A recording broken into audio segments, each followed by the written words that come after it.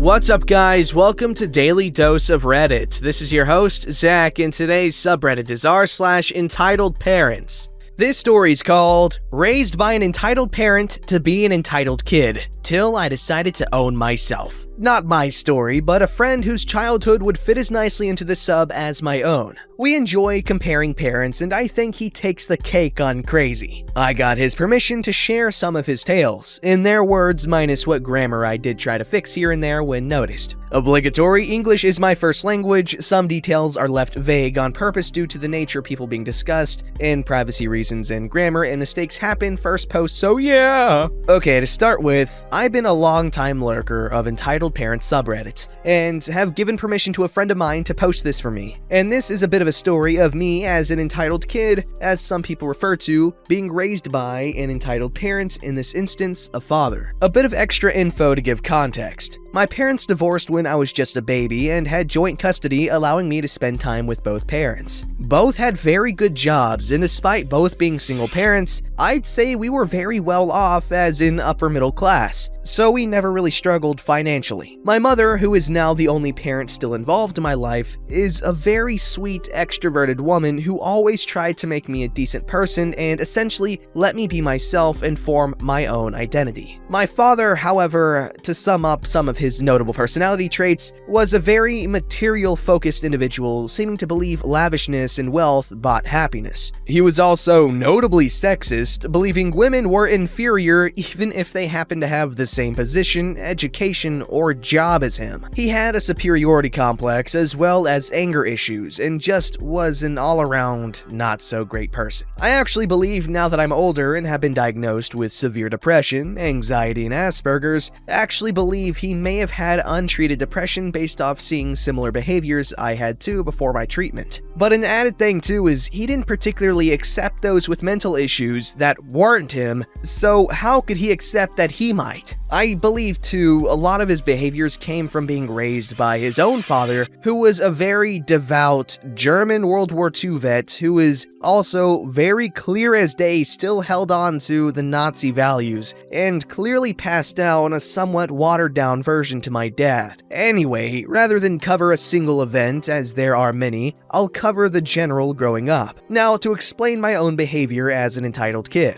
I wasn't one of those, "I want it, give it to me" kind. No, rather, I was one of those everything goes my way naturally cause I am great kind. I actually wasn't that horrible of a kid, but definitely had an air of entitlement to me. Had a view of work being beneath me and things will just work out for me cause they could. Admittedly too, I was quite spoiled, particularly by my father, who basically spent money quite lavishly on vacations all over the world for us to go on, getting me expensive things, etc. Sadly though, such things come with a price in its own right. In this instance, my personal freedom. I wasn't allowed to do anything my dad didn't approve of, or interact with anyone he didn't approve of. And I had to like everything he liked, and said vacations were also ridiculously planned down to a T. And due to his anger issues, if something went wrong or I did something to trigger him, I would be the target of his wrath during said vacation, or the poor staff. Back home, it wasn't any better. I had to be his little prodigal mini-me. So I literally only had things he liked or approved of to my name,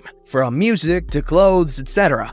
Heck, I couldn't even watch TV shows I actually liked without his approval, and couldn't even use the internet at home if, say, I needed it for school. He used it for me while I watched as he sat in the chair and searched for info. And because I also grew up not being able to interact with anyone without his approval, I never really got to be a kid and interact with people or kids my age beyond schools, which ultimately made me develop really poor social skills since my father was pretty much the person I interacted with the most, and despite my mother's best efforts to remedy this when she got me on her days to see me, I never really did develop properly socially and got pretty horribly bullied, which admittedly I probably didn't help my own situation, and when my dad caught wind of this, it didn't help either. And actually, due to his freaking out at the school staff with his less than helpful anger, and even flipping the heck out of an elementary school kid on school property who was indeed one of my bullies, I pretty much was shunned and hated by my peers, and the school,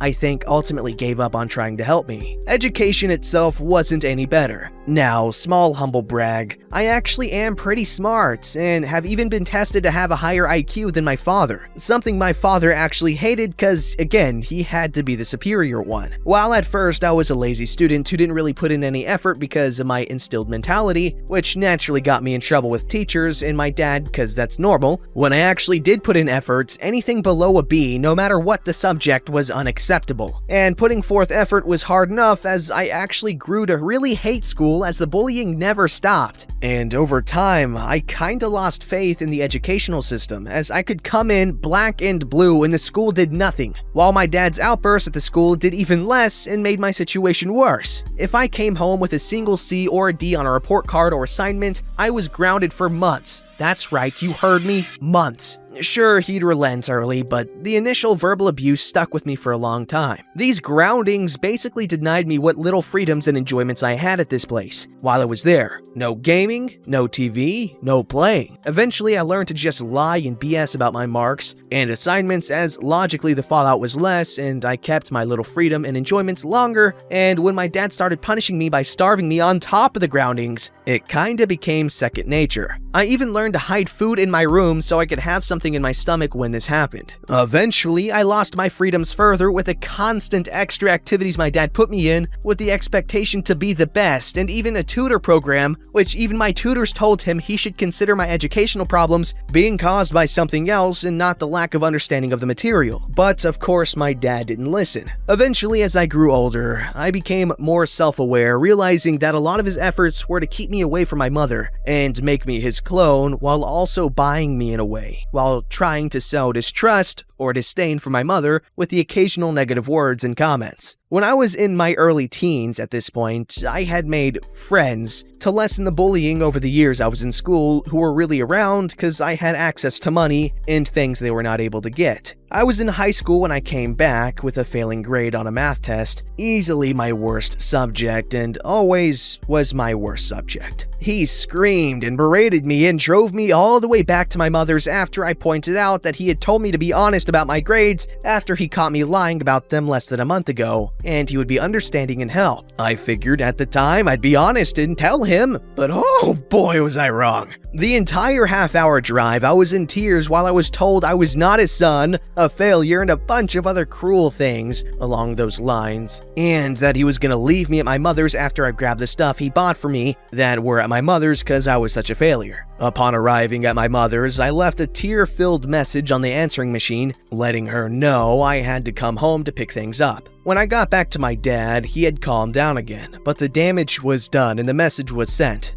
The next day, my mom took me from school and brought me to a counselor I was seeing who I just broke down and told everything to. Given my dad's history with my mother when they were married and the story I told them, me and my mother went into hiding while people tried talking with my dad to hopefully promote a healthy relationship with. My dad had been married to a woman who was my stepmother for a few years at this point, and never had an overly healthy relationship with me, a kid, being marriage counselor and mediator between them when they fought. I had thought that my stepmother would back me up during this whole ordeal, but she didn't. She lied to the counselors, denying the treatment of me, saying they never fought despite me even mentioning it to the workers playing mediator between me and my dad. And my dad even lied too. At this point, I was crushed, betrayed, and hurt, even more so because my dad was trying to convince me to meet him and stepmom alone without a worker or anyone to talk it out. Even going so far as get women from the rest of that side of the family to essentially call me and guilt me. At this point, I was done. I decided to take a stand for myself and I don't regret it to this day. I allowed my mother to take full custody of me at the time and hoped my dad would learn and realize what he's done. But no, he disowned me, and every big event or holiday, I'd get calls from the women of that side of the family to call and guilt me. I actually had suicidal thoughts as early as 4th grade because of everything I went through in school and home. And these kind of thoughts actually began to surface again. I even became numb to my own birthday with the guilt calls of them officially killing the personal value on my own date of birth. The man even drained a bank account of all my money because it was a joint account which he had control over, and because he never let me spend my own birthday money, that's where it ended up. So well over $2,000 of birthday money gone. Because he needed to pay for a ticket of mine for a trip I ultimately never went on after I left him, which I never had to pay before. The last time I saw the man was his final attempt to guilt me, bringing me all the possessions from my room, which I think he couldn't sell and figured would have some sentimental value to me, such as souvenirs from all our trips. He just up and left them at my mom's doorstep, which after talking with my mother, she allowed me to take a sledgehammer to them all in the backyard. There are many things I remember from him, like how he put my dog down behind my back without letting me say goodbye to her and telling me over the phone.